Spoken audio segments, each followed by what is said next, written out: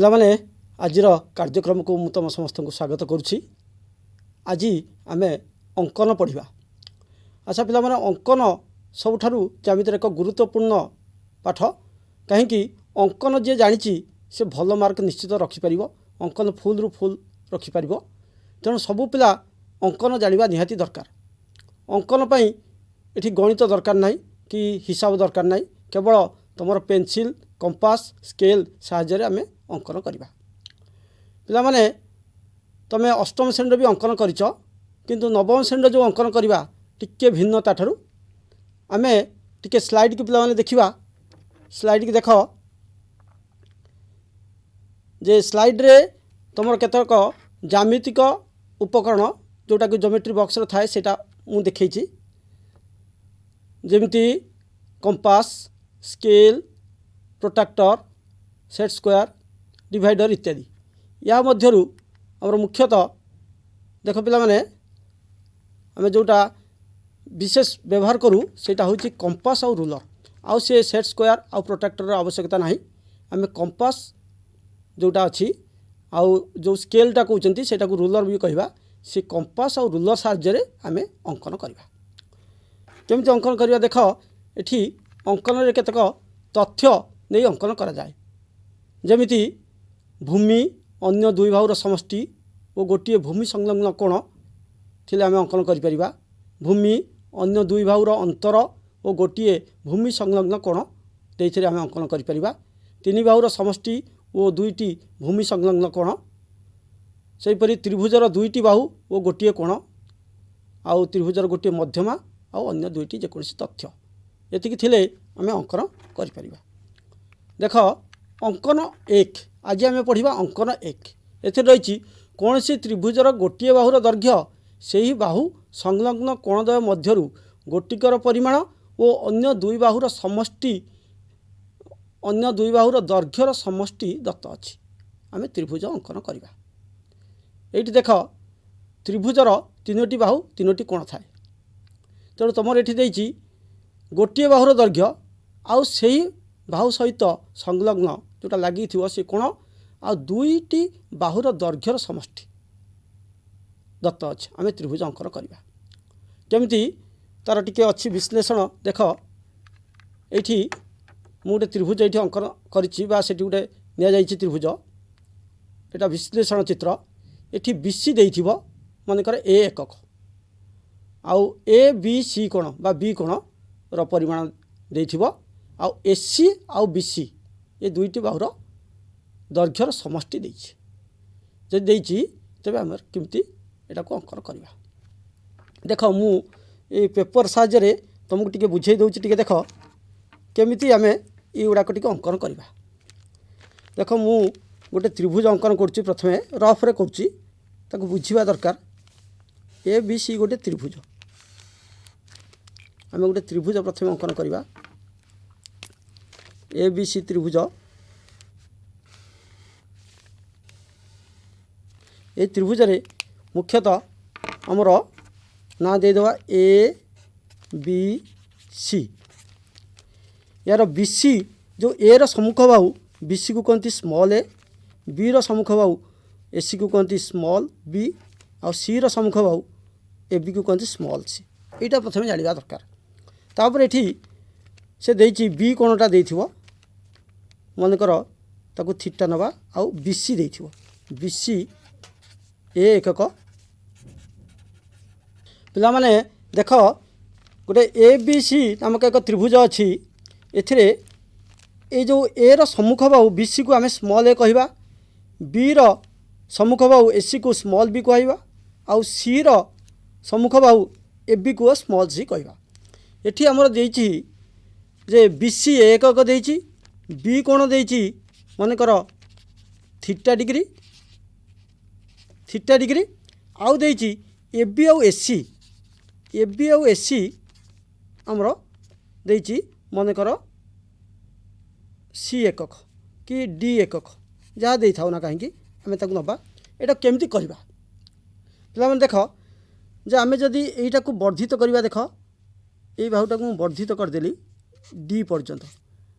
সেটা অ্যাকচুয়ালি आमर A B आउ एस सी जी देती से नहीं गली डी एकक तापर मुझे जॉइन करदेली सी सहित ये देख ये जो एस सी बाहु जहाँ ये यही करवा यही बाहुटा सी हम एस सी आउ ए बर्तमान ए बीटा ये अच्छी मुझे एस सी बाहुटा उपरको टेक देती तुम देख ये सीधाटा हूँ बी बाहु तेणु ये जो ए ई सी एटा गोटे समद्विबाहु त्रिभुज समद्विबाहु त्रिभुजर भूमिर समद्विखंड लंब से शीर्ष बिंदु मध्य देक जीव ए बिंदु देक जीव तेणु आम तार ए बिंदु पाइले ए बिंदु पाइला परे आम ए सी को जोग करदे बर्तमान ए बी सी त्रिभुज होगला यहाँ केमी अंकन करा यहाँ तार विश्लेषण थिला मु बर्तमान अंकन करी तुम बही जो अच्छी से मुझे देखी बर्तमान देख पिला माने तुमर अनुशीलनी 6A ये गोटे अच्छी सब अंकन अच्छी मुझे गोटे करके देखेबी बर्तमान एठी तुमर देख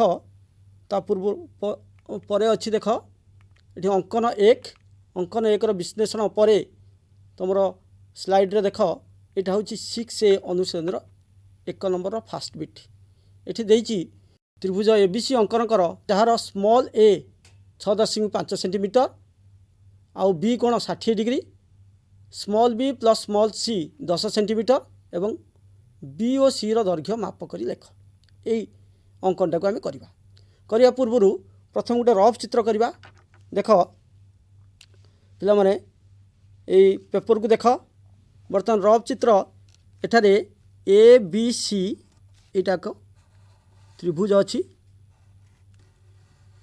ये त्रिभुज रे स्मॉल बी और स्मॉल बी जोटा को आम कहवा एस सी आ स्मॉल सी जोटा सेटा कहवा ए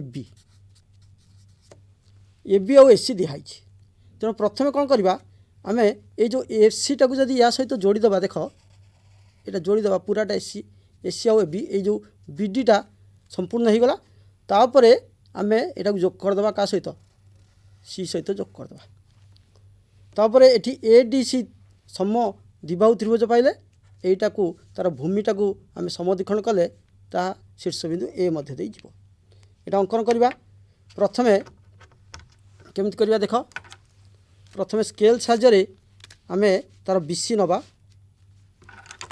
देख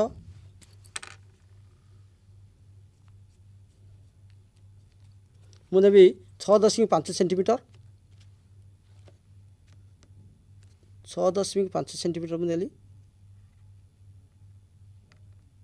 हवा पूर्व प्रथम गोटे आम रेखाखंड अंकन करवा 6.5 सेंटीमीटर रेखाखंड देख एपट रखिली यहाँ मु पाइली को बाहु ना यहाँ मु पाइली बीसी बाहु बीसी बी बिंदु रे मु 60 डिग्री कोण अंकन कर देख 60 डिग्री कोण अंकन करवा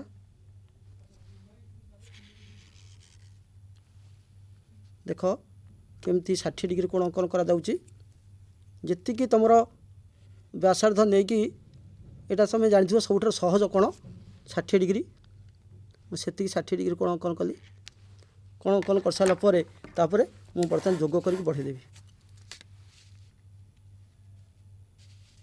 यहाँ केते बढ़ेबी जे यहाँ को मुझे भी 10 सेंटीमीटर कहीं ना दीटा बी आउ सी अच्छी 10 सेंटीमीटर देख 10 सेंटीमीटर मुझे आप करके देवी 10 मो स्केल नेली देख 10 बर्तमान 10 सेंटीमीटर माप करके नेली यहाँ को मु ना देवी डी बर्तमान मु डी आउ सी को जोग करी जोग कराव ये पे देख मु स्केच पेन अंकन करुँची कहीं भल भाव देखा किंतु प्रकृत में तुम मैंने पेनसिल साहाय्य कर स्केल साहाय्य पेनसिल मुनटी टी सार्प होता दरकार जोटा कि पॉइंट जोटा पूरा निर्दिष्ट पाइपर स्थान तापर बर्तमान सीडी को समद्विखंड करी समद्विखंड करी देख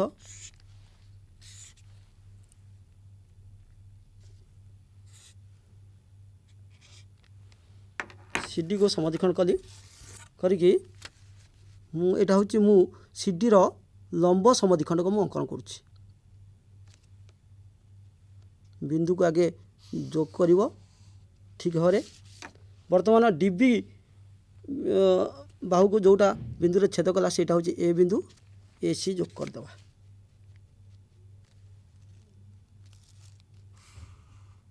तेणु बर्तमान पाइले त्रिभुज ए बी सी एक आवश्यक त्रिभुज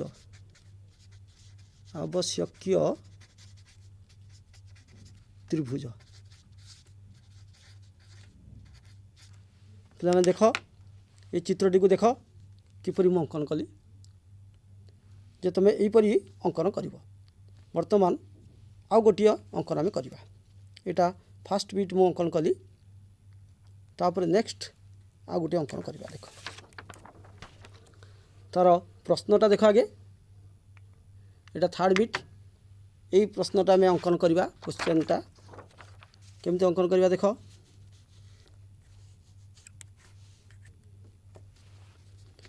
एथिरे तुम देइछि त्रिभुज एबीसी अंकन कर जार स्मॉल ए 6 सेंटीमीटर बी कोण 60 डिग्री एबी आ उच्चता एडी 11 सेंटीमीटर देइछि। प्रथमे आम गोटे रेखाखंड नहीं जावा। रेखाखंड दे सारा पर जेकोसी गोटे बिंदु रे आम 90 डिग्री नवा। जेकोसी गोटे बिंदु रे आम 90 डिग्री नवा। देख 90 डिग्री केमती अंकन करुच्ची।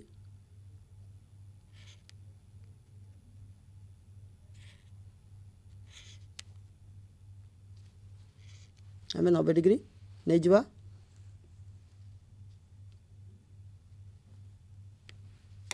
तापर देख 90 डिग्री नहीं कि मु बढ़े देली 90 डिग्री अंकन कली। आमर देइछि जे एबी आउ एडी उच्चता 11 सेंटीमीटर। तेणु मु 11 सेंटीमीटर प्रथमे काटिबी।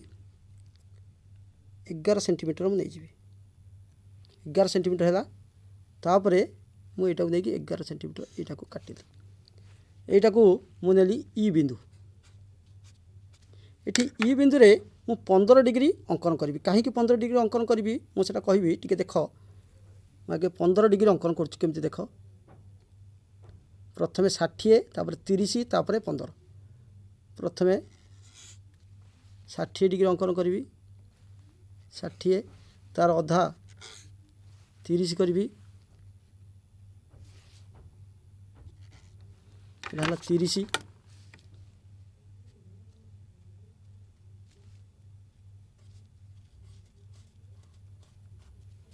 30 तार अधाटा हूँ 15। 30 अधा 15 डिग्री में अंकन करी।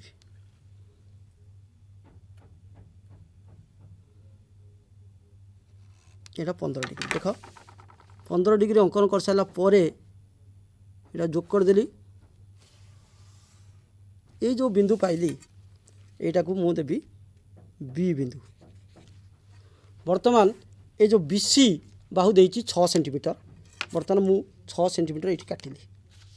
बी बिंदु पाइली तापर 6 सेंटीमीटर नहीं कि सी बिंदु पाइबी। देख 6 सेंटीमीटर नेली 6 सेंटीमीटर नहीं कि सी बिंदु पाइबी। बर्तमान यहाँ सी बिंदु पाइली। बर्तमान ए बिंदुटा केमती पाइबा ना ये जो ई बी यही रेखाखंड को आम समद्विखंड करवा। कहीं देख यहाँ हूँ समद्विबाहु त्रिभुजर भूमि यहाँ को समद्विखंड करवा।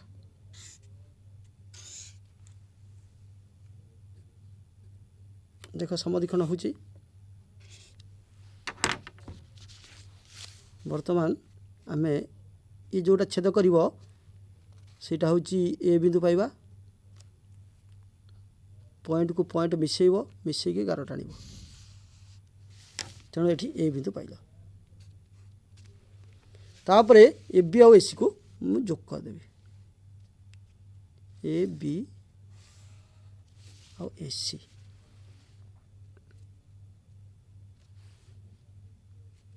अच्छा पे बर्तमान एबीसी त्रिभुज हो गला। गोटे प्रश्न जे एठी मु बी डिग्री बी कोणटा 60 डिग्री अंकन करना ता परिवर्ते मुझे 15 डिग्री करछि। कहीं देख ये मुझे रफ रे कहीदे कहीं मुझे 15 डिग्री यहाँ हूँ ए बी सी त्रिभुज ए बी सी त्रिभुज एठी आमर जो उच्चताटा अच्छी यहाँ डी ए बी आउ ए डी उच्चता दे देती बर्तमान ये जो ए बी जी ए से अच्छा यहाँ 60 डिग्री पिला माने यहाँ 90 डिग्री अच्छी तेणु यहाँ निश्चित भाव में 30 डिग्री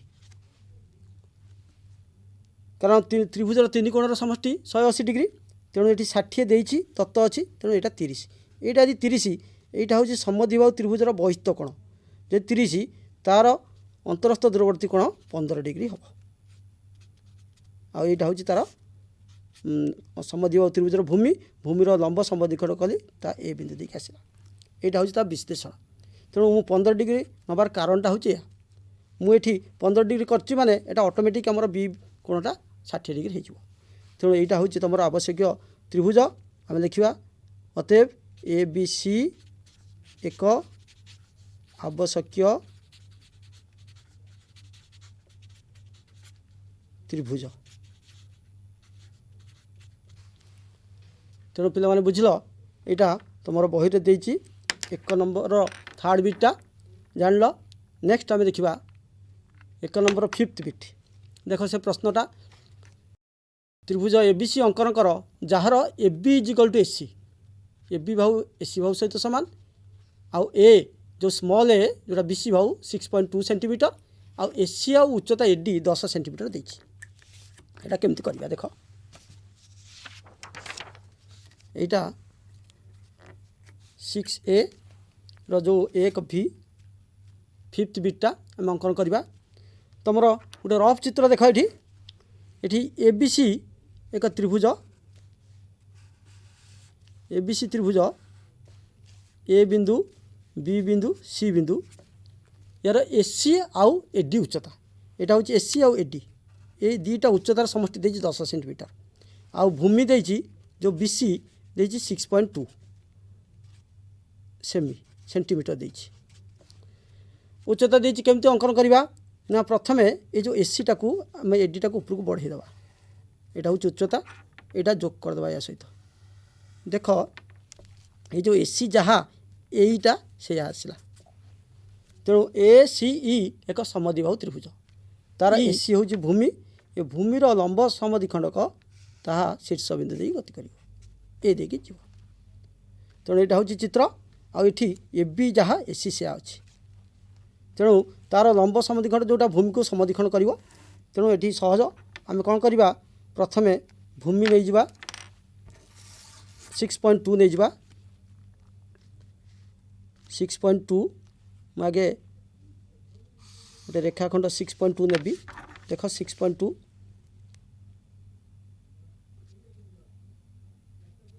6.2 पिला देख 6.2 6.2 यहाँ नहीं सारा पर यहाँ मुझे समद्विखंड करदेवी देख अधार अधिक टिके नहीं कि मु दुईटी चाप काटी उपरे तले समद्विखंड कली समद्विखंड कर सारा पर एक जोग कली यहाँ है लंब समद्विखंडक तेणु आउ 90 डिग्री करवा दरकार ना जोटा अच्छे तार उच्चता देती 10 सेंटीमीटर मुझे 10 सेंटीमीटर कौन करी नहीं जी 10 सेंटीमीटर यार ना देदेवी बी सी आ यार ना देदेवी डी 10 सेंटीमीटर मुझे नहीं जी देख 10 देखिए मुझे चाप काटी तेणु आमर यहाँ है ई बिंदु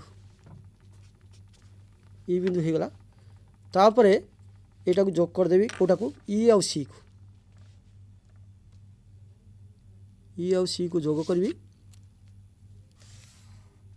जोग करदेली तापर इसी जोटा है यहाँ हूँ ए ई सी समद्विबाहु त्रिभुजर भूमि से भूमि को समद्विखंड करी बर्तमान भूमि को समद्विखंड कले ता शीर्ष बिंदु दे जीव देख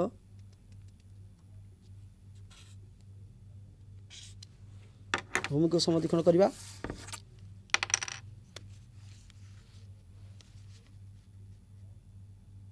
ये बर्तमान दुईटा बिंदु को जोग कर पूरा जोग करके रेखा टाण ये जो छेद कला ईडी को सेटा ए बिंदु बर्तमान ए आउ सी को जोग करदे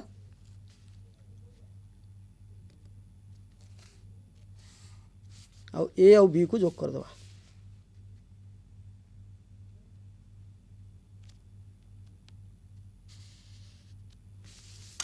आम पाईगले त्रिभुज आमर आवश्यक त्रिभुज अतएव ए बी सी एक आवश्यक त्रिभुज।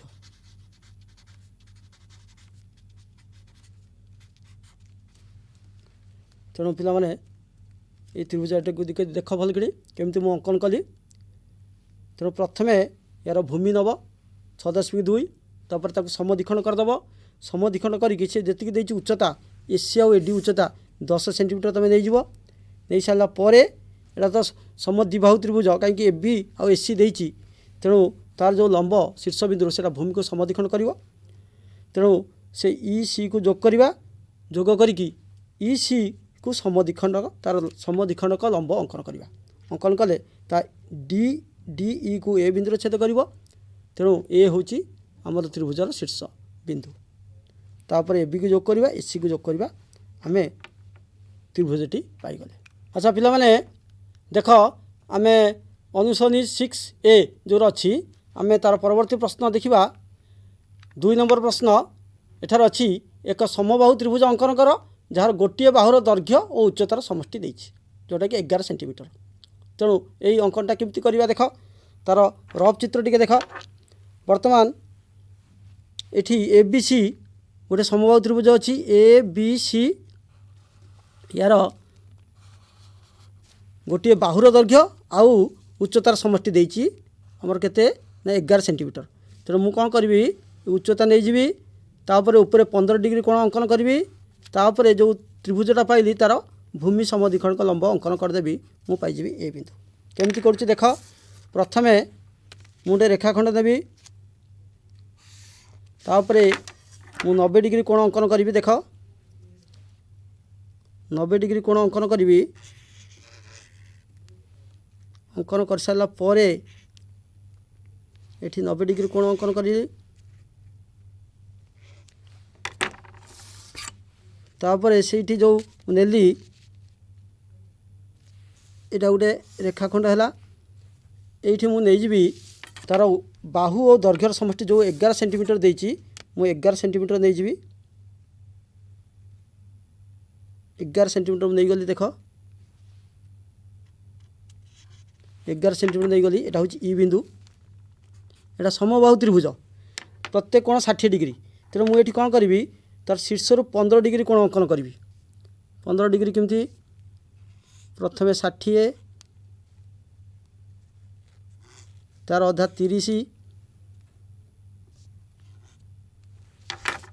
प्रथम 30 डिग्री 60 अधा 30 डिग्री कोण अंकन कली तापर तार अधा करी 15 डिग्री।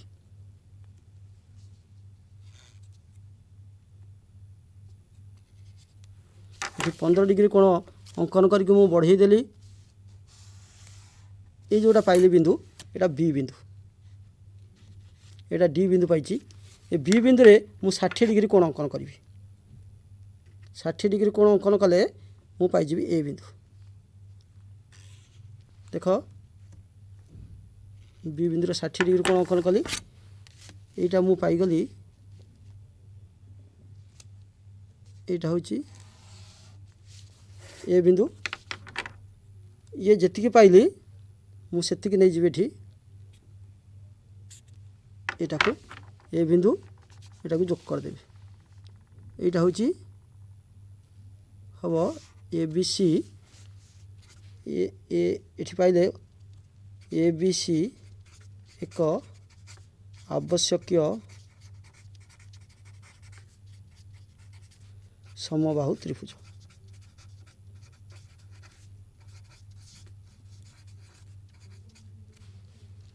प्रथम देख यहाँ हूँ तुम यहाँ 11 सेंटीमीटर मुझे कौटी आमर इ डी इ 11 सेंटीमीटर मुझे